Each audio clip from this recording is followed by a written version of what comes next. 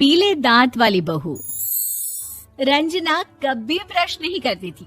उसे कितनी बार उसके माँ बाप ने डांटा, लेकिन उसका कोई असर उस पर होता ही नहीं था, जिस कारण से उसके दांत पीले पीले हो जाते हैं। शादी के बाद। अरे बहू, वैसे तो तुझ में कोई कमी नहीं है, पर तेरे दांत इतने पीले कैसे हैं बेटा? कैसे मतलब? कोई सर्जरी थोड़ी ना कराई है।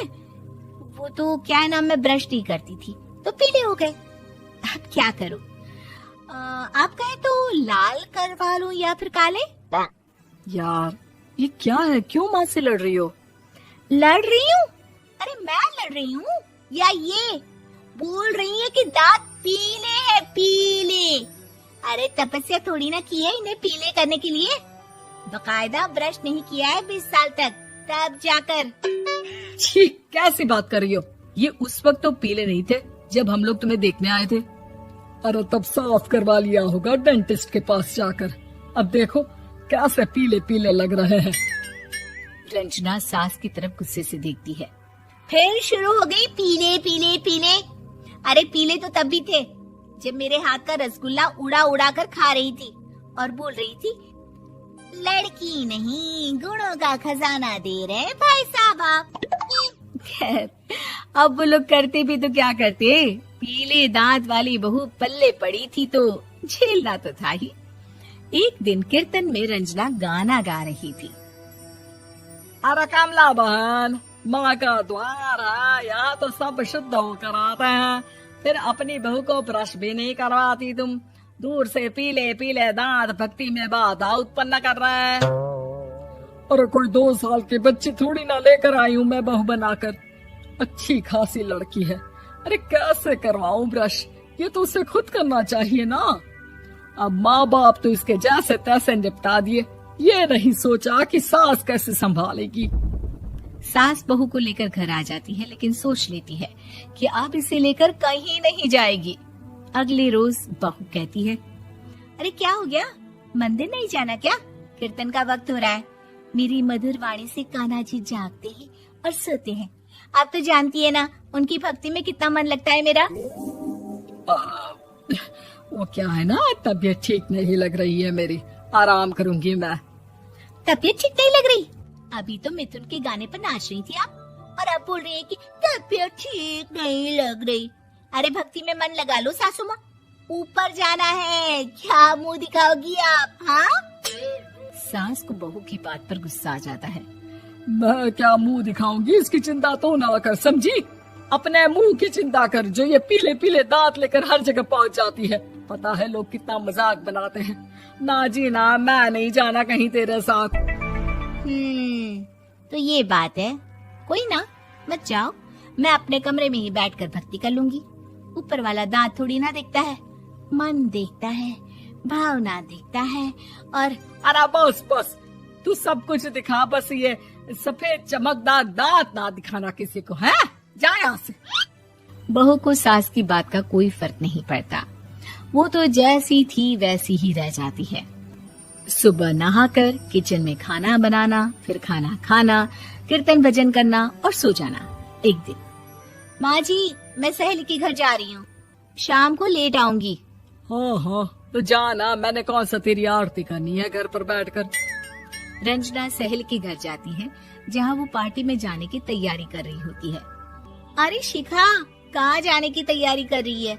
मैं गलत वक्त पर आ गई क्या? अरे नहीं यार, उल्टा सही वक्त पर आई है। मैंने ये साड़ी और ज्वेलरी निकाली है यार, शाम को इनके ऑफिस की एक पार्टी में जाना है। बताना कैसा लग रहा है ये सब? नहीं यार, इस ड्रेस के साथ तो वो वाली ज्वेलरी अच्छी लगेगी। हाँ, सही बोल रही है, मैंने ध्यान ही नहीं दिया। वैसे तो हमेशा से मस्त फैशन सेंस रखती है। तो बड़ा जाती होगी ना पति के साथ पार्टी में। रंजना कुछ नहीं बोलती, बस सोचती है कि यार काश ये बात सही हो जाती, पर मैं क्यों नहीं जाती पार्टी में? क्या इन लोगों की कोई पार्टी होती नहीं होगी? रंजना घर आती है और रात में पति से सवाल करती है, एक बात बताइए, आप मुझे किसी पार्टी में क्यों नहीं ले जाते? क्या आपके यहाँ ऑफिस में पार्टी नहीं होती? पति बेचारा क्या कहता कि दांत पीले हैं तुम्हारे इसलिए। अरे कोई पार्टी होती नहीं हम लोगों के ऑफिस में, तो कहाँ से लेकर जाऊं? और मार्केट, मॉल, कहीं वीकेंड घूमना, कहीं तो। अरे यार सारे हफ्ते में एक छुट्टी मिलती है, तो सोचता हूँ कि आराम ही कर लूं। क्यों? रंजना मन मार के रह जाती है। पहले कभी सास के साथ मंदिर जाया करती थी, लेकिन वो भी सास ने ले जाना बंद कर दिया। घर बैठी बैठी रंजना बोर हो जाती है। तभी उसे आइडिया आता है और वो मायके जाने का सोचती है। सासू माँ, 2 दिनों के लिए मम्मी के घर जा रही हूँ। अच्छा अच्छा ठीक है, आराम से जा। और हाँ, माँ से कुछ अच्छी आदत सीख कर आना कि कैसे शरीर के हर भाग की तरह दांतों की सफाई भी जरूरी होती है, समझी? शुरू हो गई ना आप। वो लोग आपकी तरह नहीं है कि छोटी छोटी बात का बतंगड़ बना दे। उन लोगों के लिए मैं मायने रखती हूँ, ना कि मेरे पीले पीले दांत। रंजना माँ को बिना बताए उन लोगों को सरप्राइज देती है, लेकिन जैसे ही वो दरवाजे पर पहुँचती है, अंदर देखती है कि घर वाले कहीं जा रहे होते हैं।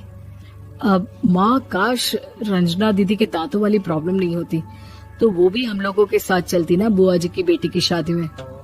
हाँ बेटा, लेकिन अब उसे कौन समझाए कि उसको उसके पीले दांत नहीं दिखते, लेकिन उसके आसपास के लोगों को कितना एम्बैरेसिंग फील कराते हैं। मुझे तो कितनी बार उसके स्कूल की टीचर ने शिकायत की कि उसके साथ कोई लड़की बैठना भी नहीं चाहती, और ना ही कॉलेज में कोई उससे बात करना चाहता था। लेकिन पता नहीं क्यों उसे ये बात समझ में ही नहीं आती। कोई कमी नहीं है उस लड़की में, बस यही कि दांत पीले हैं। वो तो भला हो जीजा जी और उनकी माँ का, जो दीदी को जैसी है वैसे ही रखा हुआ है। रंजना को अपने घर वालों की बात सुनकर बहुत दुख होता है। वो सोचती है कि वो क्या करे, लेकिन फिर वो सीधा डेंटिस्ट के पास जाती है, अपने दांत चमकाती है और कसम खाती है कि वो रोज ब्रश करेगी। अरे क्या हो गया? तुम तो 2 दिनों के लिए गई थी ना, पर कोई ना, अच्छा है, चलो आ गई तो। रंजना सास के सामने आकर खड़ी हो जाती है और पूरी स्माइल करती है, उसके चमकदार दांतों को दिखाती हुई। है? चले मंदिर। माँ, मुझे माफ कर दीजिए, मैंने आप लोगों को बहुत एम्बैरेसिंग फील करवाया। मैं आज से रोज ब्रश करूंगी।